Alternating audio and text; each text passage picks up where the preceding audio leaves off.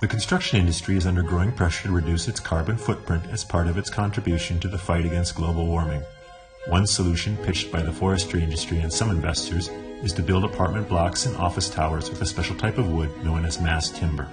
Mass timber, which is made from wood planks glued together to create beams and pillars strong enough to build skyscrapers, has the potential to substitute a lot of the carbon-intensive steel and concrete that goes into high-rise buildings today.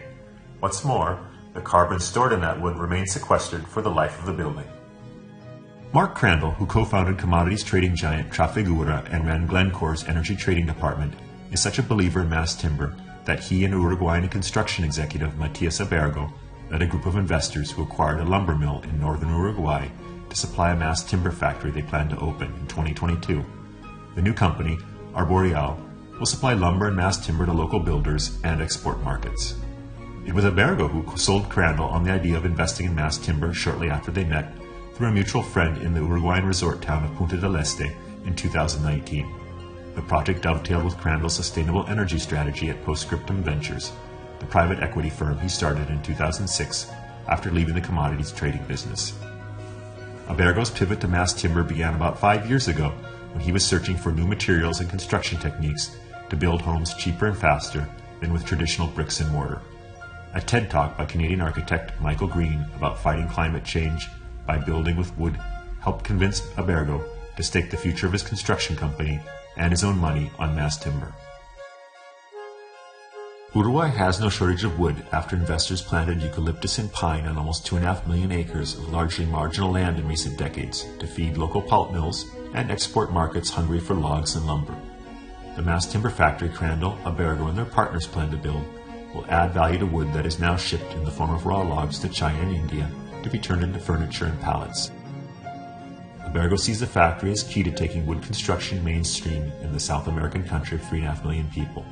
He thinks buildings made from locally produced mass timber will be 25% cheaper than conventional materials and 3 times faster to build.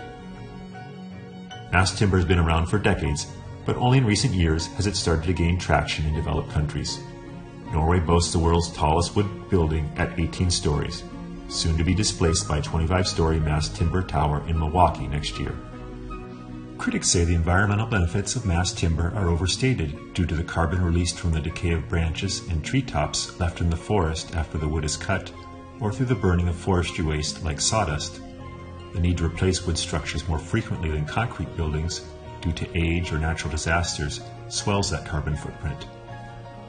In Uruguay, however, many people still view wood as a substandard material used in rustic beach cabins and shantytown dwellings. El paradigma del consumidor uruguayo es muy importante sobre el tema de la madera. O sea, nosotros pensamos que la madera es un elemento barato, que tiene poca calidad, que se prende fuego, que se lo comen los bichos o que se degrada fácilmente en el tiempo.